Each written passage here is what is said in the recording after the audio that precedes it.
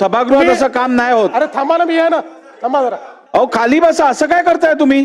तुम्ही पहिल्यांदा निवडून आलेला आहात, त्यामुळे तुम्हाला या सभागृहाची शिस्तही माहिती नाही, या सभागृहाचा डिकोरमही माहिती नाही. आणि मी जर कंपॅरेटिव्ह सांगायला लागलो ना, मागच्या काळात विदर्भाला काय मिळालं आता काय मिळालं, तोंड दाखवायला जागा राहणार नाही.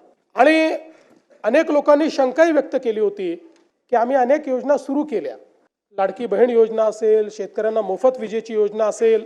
लोक म्हणायचे की निवडणुका झाल्या की या योजना बंद होतील. यातली कुठलीच योजना आम्ही बंद केलेली नाही.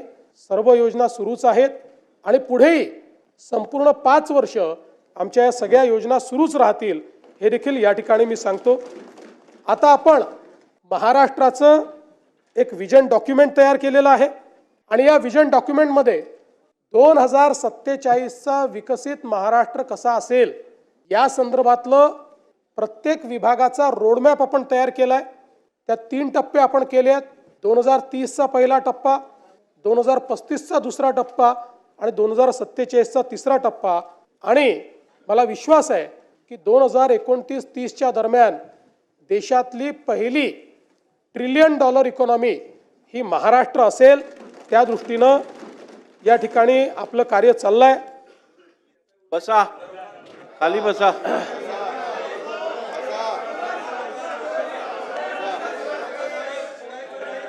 असं आहे, 1 मिनिट, खाली बसा, खाली बसा. हो असं नाही चालत, सभागृहात असं काम नाही होत. अरे थांबा ना, मी आहे ना, थांबा जरा. अहो खाली बसा, असं काय करताय तुम्ही? तुम्ही पहिल्यांदा निवडून आलेला आहात, त्यामुळे तुम्हाला या सभागृहाची शिस्तही माहिती नाही, या सभागृहाचा डिकोरमही माहिती नाही. या सभागृहात ज्यावेळी मुख्यमंत्री किंवा सभागृहाचे नेते बोलतात तेव्हा एक शिस्त असते. आणि मी जर कंपॅरेटिव्ह सांगायला लागलो ना, मागच्या काळात विदर्भाला काय मिळालं आता काय मिळालं, तोंड दाखवायला जागा राहणार नाही.